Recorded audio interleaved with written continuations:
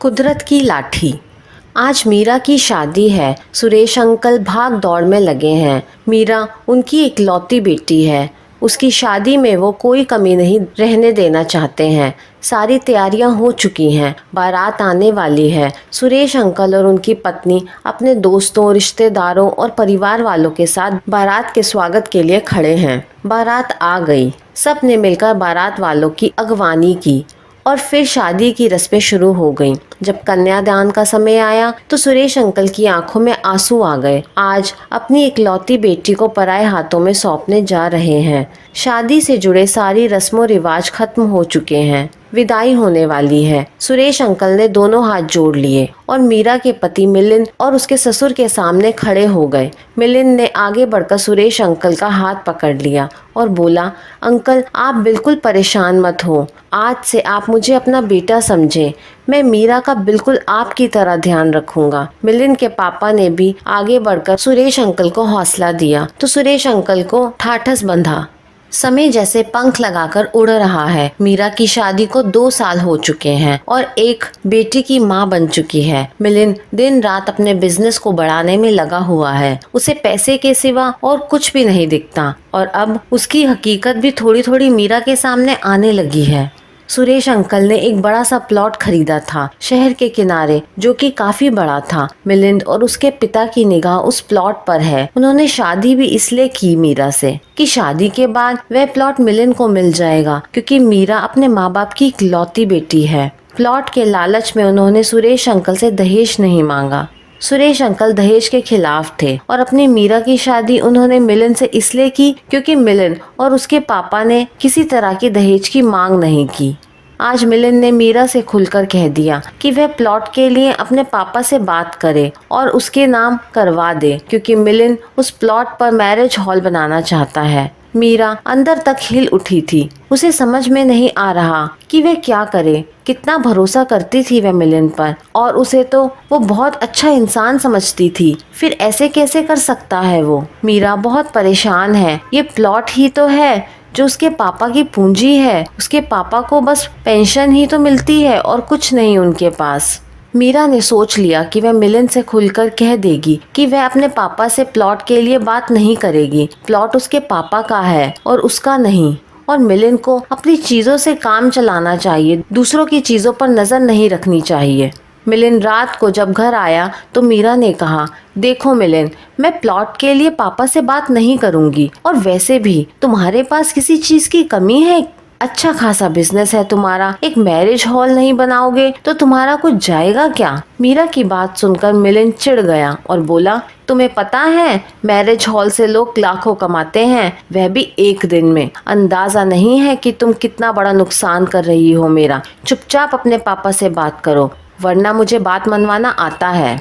मिलिंद का रवैया देख मीरा सहम गई, पर मीरा को लगा कि मिलिंद बस गुस्से में ऐसा कह रहा है। हकीकत में वैसा कुछ नहीं करेगा। मीरा ने अपने पापा से कुछ भी नहीं बताया तो मिलिंद ने फिर से दबाव डाला, पर मीरा ने मना कर दिया। इस बार मीरा के मना करने पर मिलिंद ने अपना असली चेहरा पूरी तरीके से मीरा के सामने रख दिया। उसने मीरा को कमरे में बंद कर दिया। मीरा ने सोचा कि वह फोन करके अपने पापा को मिलिंद की सच्चाई बताएगी और चुपचाप अपने पापा के घर चली जाएगी, लेकिन ऐसा नहीं हो पाया। मीरा का फोन भी उससे छीन लिया गया। मिलिंद ने मीरा को चेतावनी दी कि अगर 2 दिन में वह अपने पापा से प्लॉट के लिए बात नहीं करेगी तो उसे जान से हाथ धोना पड़ेगा। लेकिन मीरा अपने पापा को ऐसे दरिंदों के सामने मजबूर होते हुए नहीं देखना चाहती थी। वह यहाँ से किसी तरीके से निकलना चाहती थी, पर किस्मत को शायद कुछ और ही मंजूर था। मीरा वहाँ से निकल नहीं पाई। मिलिंद और उसके घर वालों ने उसको मार दिया। मीरा के साथ उसकी बेटी को भी